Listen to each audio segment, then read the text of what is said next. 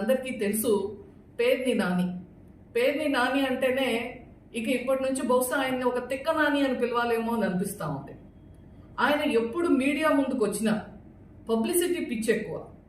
అందుకే వారు విషయం కన్నా విషం ఎక్కువ కప్పుతారు. ఆ యొక్క ప్రెస్ మీట్స్ లో ఆవేశం ఎక్కువ, ఆలోచన తక్కువ, విషయం తక్కువ. ప్రతి విషయం పట్ల ఒక వెటకారం ఎక్కువ.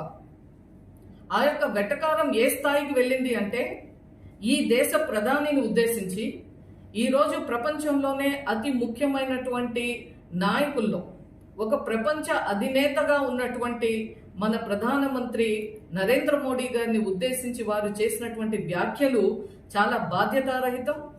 అటువంటి ఈ రోజు ఉన్నటువంటి పరిస్థితుల్లో మన దేశానికి ఏది అత్యవసరమో మనము గతంలో చూసాం. మన ఆర్థికంగా ఏ విధంగా ముందుకెళ్తున్నామని మనం 11వ స్థానం నుంచి 4వ స్థానంకు వచ్చింది చూసాం. రాబోయే సంవత్సరం చివరి నాటికి మనం 3వ ఆర్థిక బలమైన శక్తిగా ఎదగాలనే ఒక ప్రణాళిక వేసుకున్నాం.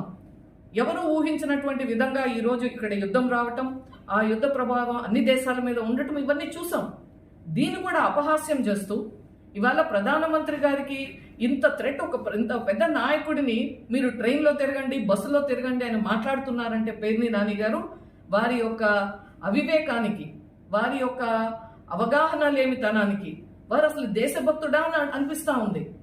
మీరు ఇక్కడ కాదు ఉండవలసింది, బహుశా వైట్ హౌస్ లో వెళ్ళి అక్కడ అధికార ప్రతినిధిగా ఉండి మాట్లాడినా కూడా ఈ విధంగా మాట్లాడరేమో అని అనిపిస్తా ఉంది. మీకు ఒక ఆటకాయితనంగా ఉంది ప్రధానమంత్రి గారిని గురించి మాట్లాడటం అంటే. మీరు ఏ నాటికి కూడా ప్రధానమంత్రి గారిని విమర్శించే స్థాయికి చేరుకోరు అనేటువంటిది పేర్ని నాని గారికి సందర్భంగా హెచ్చరిస్తున్నాం. మరొక్కసారి ఇటువంటి వ్యాఖ్యలు చేస్తే తప్పకుండా భారతీయ జనతా పార్టీ తగినటువంటి చర్యలు తీసుకుంటుంది.